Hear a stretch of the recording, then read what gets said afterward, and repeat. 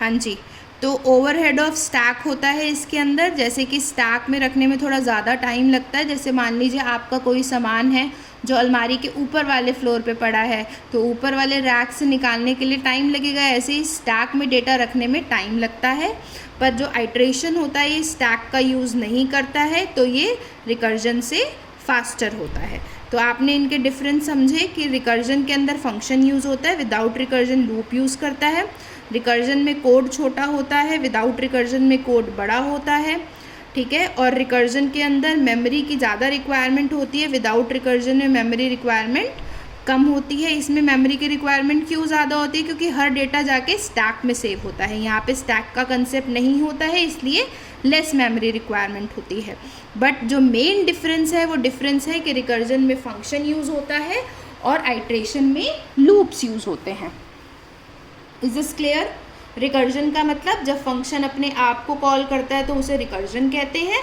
Main definition ये वाली definition अच्छे से याद करिए, ये डिफरेंस याद करिए, ठीक है। ये इतना डिफरेंस और ये डेफिनेशन याद करने की चीज़ है अब तक, और चीज़ें समझने की थी। अब हम बात करते हैं कि इसकी एडवांटेज क्या होती है रिकर्जन की।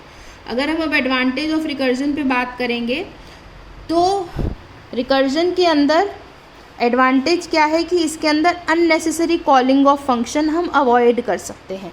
मतलब हम बार बार फंक्शन को अननेसेसरी कॉल नहीं करते, हम सिर्फ नेसेसरी के टाइम ही फंक्शन को कॉल करते हैं जब हमें रिकर्जन चाहिए हो। मतलब जब हमें अपने फंक्शन को बार बार कॉल करना है हम सिर्फ तभी कॉल करेंगे, अननेसेसरी फंक्शन को कॉल करने की ज़रूरत नहीं पड़ती है, ठीक है। Size of code can be reduced when we use recursion. मैंने आपको अभी बताया कि कोड जो होता है वो स्मॉलर हो जाता है, it makes the code smaller. Recursion में कोड जो होता है वो छोटा हो जाता है। लूप्स में कोड बड़े होते हैं पर रिकर्जन में कोड्स छोटे हो जाते हैं।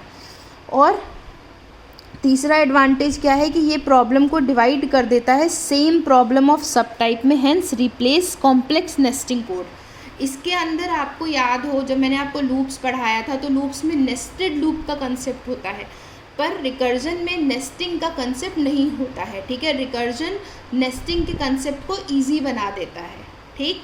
तो रिकर्जन में नेस्टिंग का कंसेप्ट नहीं होता, ये नेस्टिंग के कंसेप्ट को ईजी बना देता है। ये बड़े बड़े चीज़ों को छोटे छोटे चीज़ में डिवाइड करता है अपनी ही सब प्रॉब्लम में।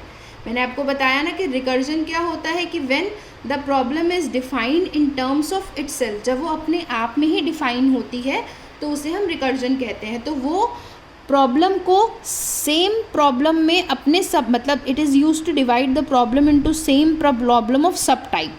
तो अपने प्रॉब्लम को डिवाइड करती है सेम सब प्रॉब्लम में, and hence replace nesting code. तो ये तीन इसकी एडवांटेज हो गई। तो आप इसकी एडवांटेज याद करिएगा।